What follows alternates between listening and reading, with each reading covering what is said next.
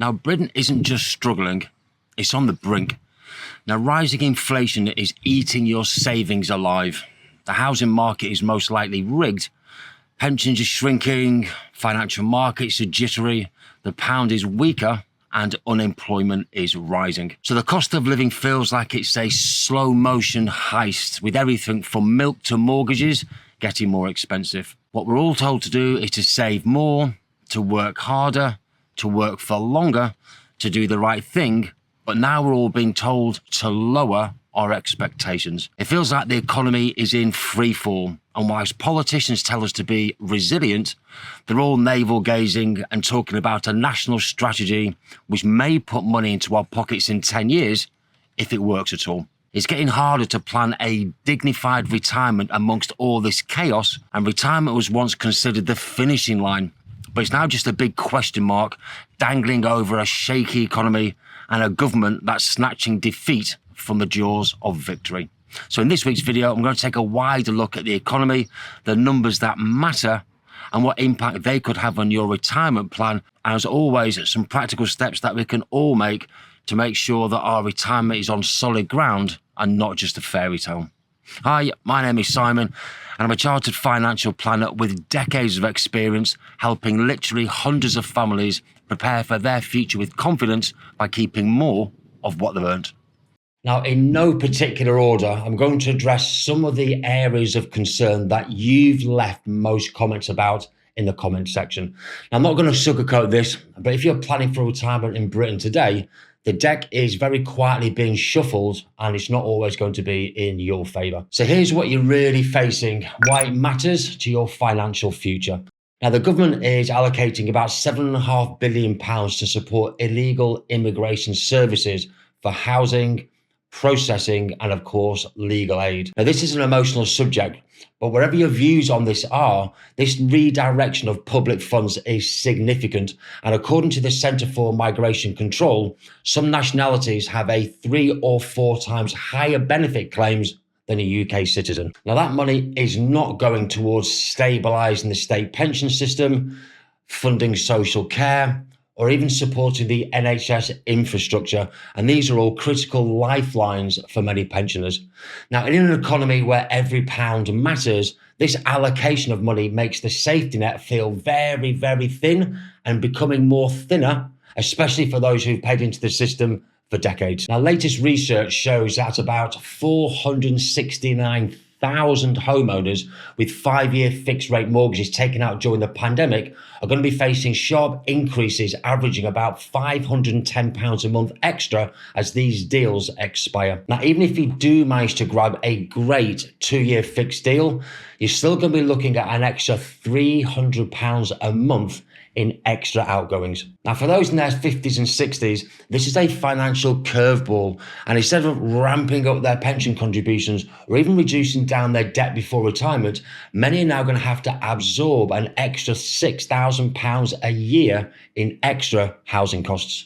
Now, that's either going to delay your retirement or force some very uncomfortable lifestyle compromises later on. Now, the Confederation of British Industry, the CBI, they represent about 190,000 businesses across the UK, across all sectors of the economy. And they're going to be forecasting at least 2 more years of economic underperformance with weak growth, stagnant wages, and investment uncertainty. So for anyone trying to grow a pension pot, earn steady investment returns, or even plan fixed income withdrawals, this translates to one thing, and that is more risk. So what that means is you might need to revise your assumptions and expectations about the investment growth returns, the income you might need in retirement, or even your retirement age.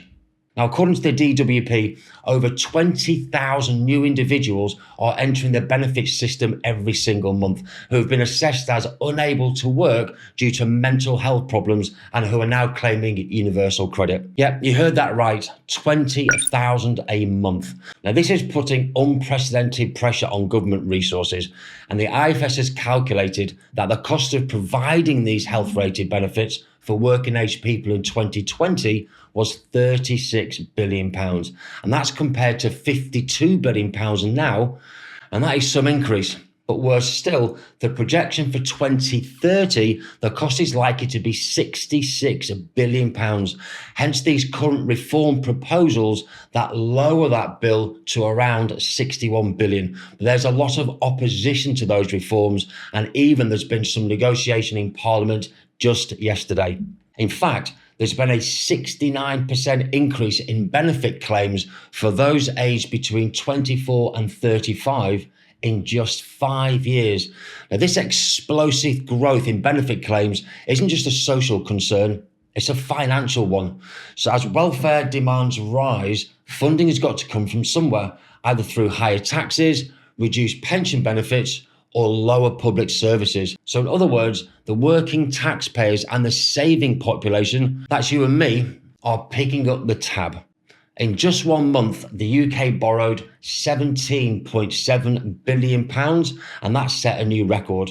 So I'll say that again, £17.7 billion borrowed in just 1 month.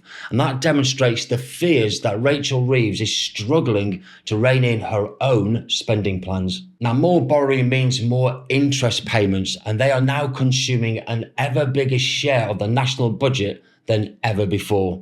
For future pensioners, this is deeply problematic as it weakens government's ability to maintain the state pension value, the triple lock rises, and of course to subsidise long-term care. So just how bad is the cost of government borrowing? So government interest payments on the national debt have absolutely surged to £107 billion a year, or almost £9 billion a month.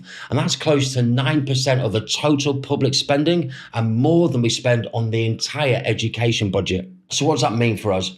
Well, if the government is spending that much just on servicing the debt, the chances of any meaningful support for the ageing population, well, that's going to fall dramatically. So you're going to need to prepare for your own retirement as no help is coming over the hill to save you. Now, to get this under control, there are only really 3 levers that can be pulled. They can borrow more, but we're already at 100% debt to GDP, so we're effectively financially broken already. 2, we can spend less and cut services.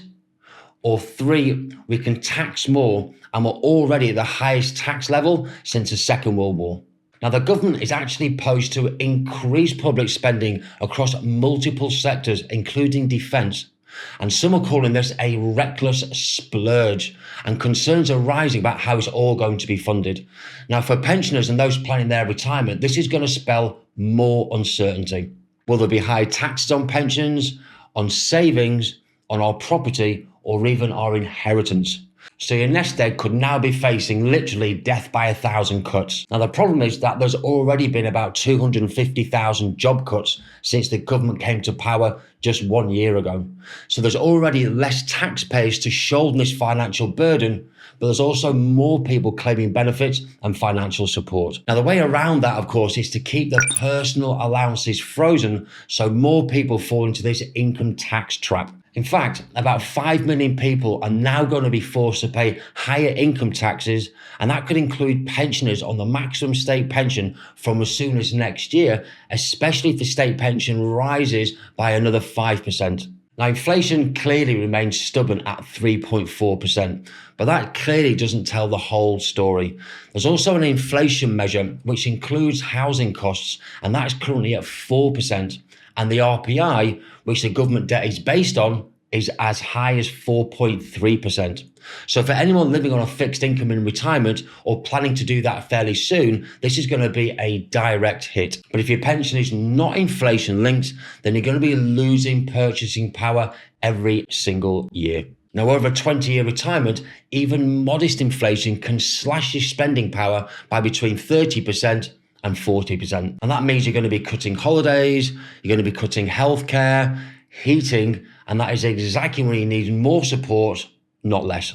Now, council tax in the UK is still based on the 1991 property valuations, and it's a system that's totally out of step with current reality. Now, both the OECD and the Institute for Fiscal Studies, the IFS, are pushing for a full revaluation of property values, meaning that many homeowners could see a very sharp increase in council tax bills. Now, for pensioners who often have wealth tied up in their property but have got limited income, this could come as a crushing extra annual expense, and another reason why downsizing for future may become absolutely unavoidable.